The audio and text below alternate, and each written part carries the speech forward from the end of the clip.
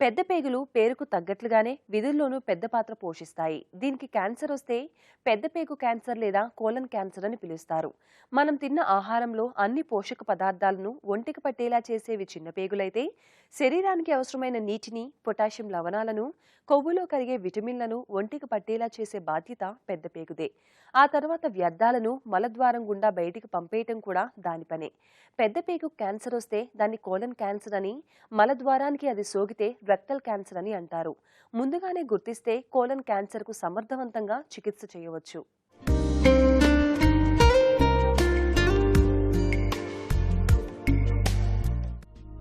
పెద్ద పేగుకు క్యాన్సర్ వస్తే మల విసర్జనలో తేడాలు వస్తాయి. డయేరియా రావచ్చు లేదా మలబద్ధకం ఏర్పడవచ్చు.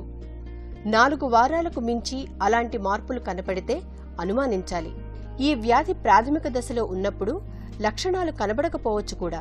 ఒకవేళ కనిపించినా క్యాన్సర్ పరిమాణం పెద్ద పేగులో అది ఉన్న ప్రదేశాన్ని బట్టి మారిపోవచ్చు.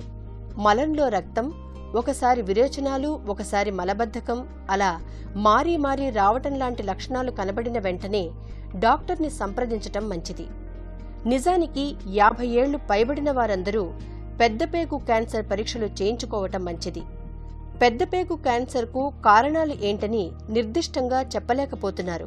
అయితే మన ఆహారానికి పెద్దపేగు క్యాన్సర్ వచ్చే అవకాశానికి మధ్య సంబంధం ఉందని మాత్రం గుర్తించారు.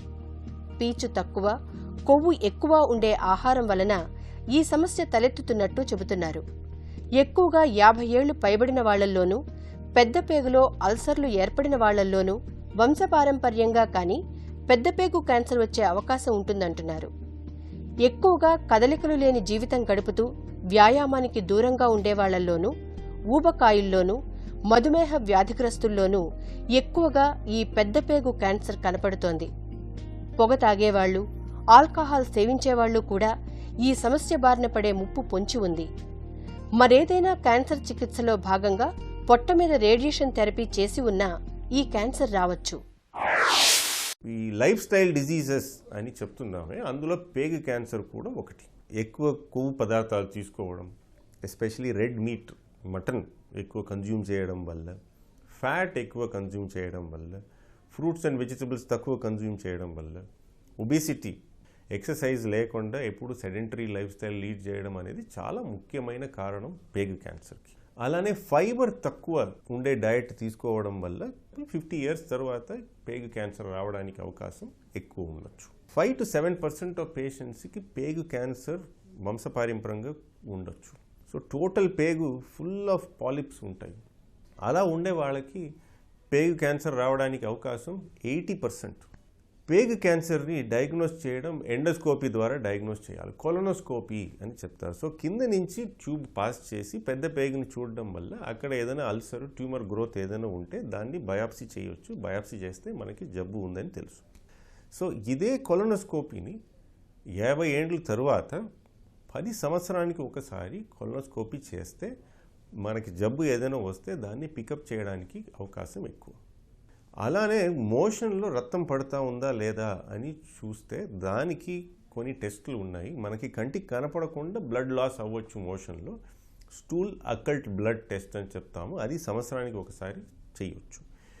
ఇవి చేయడం వల్ల పేగు క్యాన్సర్ని మనం ముందుగానే కనిపెట్టవచ్చు. సో ముందుగానే కనిపెడితే దానికి ట్రీట్మెంట్స్ తక్కువ, క్యూర్ రేట్ అనేది చాలా ఎక్కువ ఉండొచ్చు. పెద్దపేగు క్యాన్సర్ లక్షణాలు కనిపించినప్పుడు వెంటనే డాక్టర్ను కలవాలి. అప్పుడు డాక్టర్లు రోగిని భౌతికంగా పరీక్షించడంతో పాటు కుటుంబ వైద్య చరిత్రను అడిగి తెలుసుకుంటారు. అవసరాన్ని బట్టి కొలనోస్కోపీ, బేరియం అనీమా, ఎక్స్రే వంటి పరీక్షలు చేస్తారు. కొలనోస్కోపీలో మలద్వారం లోపల కణుతులు కనిపిస్తే వాటి నుంచి చిన్న ముక్కను సేకరించి బయాప్సీ పరీక్షకు పంపుతారు. అక్కడ అవి క్యాన్సర్ కణాలా కాదా అనే విషయాన్ని నిర్ధారణ చేస్తారు. బేరియం మింగించి ఎక్స్రే తీస్తే క్యాన్సర్ ఉన్న ప్రదేశం నల్లగా కనిపిస్తుంది. క్యాన్సర్ సోకినట్లు తెలిస్తే అప్పుడది ఏ మేరకు విస్తరించి ఉందో చూడటానికి పెట్ సిటీ స్కాన్ వంటి పరీక్షలు అవసరమవుతాయి. ఇక చికిత్స విషయానికొస్తే పెద్దపేగు క్యాన్సర్కు చికిత్స అన్నది వ్యాధి దశను బట్టి ఉంటుంది. పెద్ద పేగు క్యాన్సర్లో ఎప్పుడు మనం ఆపరేషన్ చేయడమే ఫస్ట్ ట్రీట్మెంట్ ఉంటుంది. ఆపరేషన్ చేసి పేగుని ఆ భాగంని తీస్తారు. తీసిన తర్వాతనే మనకి క్లియర్గా స్టేజ్ ఏంటని తెలుస్తుంది. 1వ స్టేజ్ పేషెంట్స్కి ఆపరేషన్ తర్వాత ఆల్మోస్ట్ 90% పైన ఛాన్స్ ఉంది నయం అయిపోవడానికి. 2వ స్టేజ్ పేషెంట్స్లో కొంతమందికి బేస్డ్ ఆన్ కొన్ని ఫీచర్స్ మనం హై రిస్క్, లో రిస్క్ అని చెప్తాము. హై రిస్క్ పేషెంట్స్కి ఫర్దర్గా ఉట్టి ట్యాబ్లెట్స్ ద్వారా కీమోథెరపీ చేయాల్సిన అవసరం పడవచ్చు. 3వ స్టేజ్ పేషెంట్స్కి ఆపరేషన్ తర్వాత రొటీన్గా కీమోథెరపీ చేస్తాము. ఈ పేషెంట్స్కి సర్జరీ ప్లస్ కీమోథెరపీ వల్ల అబౌట్ 65-70% వరకు జబ్బు పూర్తిగా నయమైపోవచ్చు. 4వ స్టేజ్ పేగు క్యాన్సర్లో కొంతమందికి లివర్లో మట్టుకు జబ్బు కనపడవచ్చు. సో బాడీలో పేగు క్యాన్సర్ 4th స్టేజ్ అనేది ఒక యూనిక్ సిచ్యువేషన్, వేరిన్ లివర్లో ఉండే జబ్బు ప్లస్ పేగులో ఉండే జబ్బు రెండింటినీ మనం ఆపరేషన్ చేసి తీయడానికి వీలైతే 4వ స్టేజ్లో కూడా 30% మందికి నయమైపోయే అవకాశం ఉంది. సపోజ్ స్టేజ్ 4 ఉంది, మనం ఆపరేషన్ చేసి అన్నీ తీయలేకపోతున్నాము అంటే కీమోథెరపీ, టార్గెటెడ్ థెరపీ ఇది 2 వాడడం వల్ల కొంతమందికి ట్యూమర్ని తగ్గించి దాని తర్వాత కూడా ఆపరేషన్ చేయవచ్చు. ఆపరేషన్ చేయలేని వాళ్ళకి కీమో అండ్ టార్గెటెడ్ థెరపీని కంటిన్యూ చేయాల్సిన అవసరం వస్తుంది.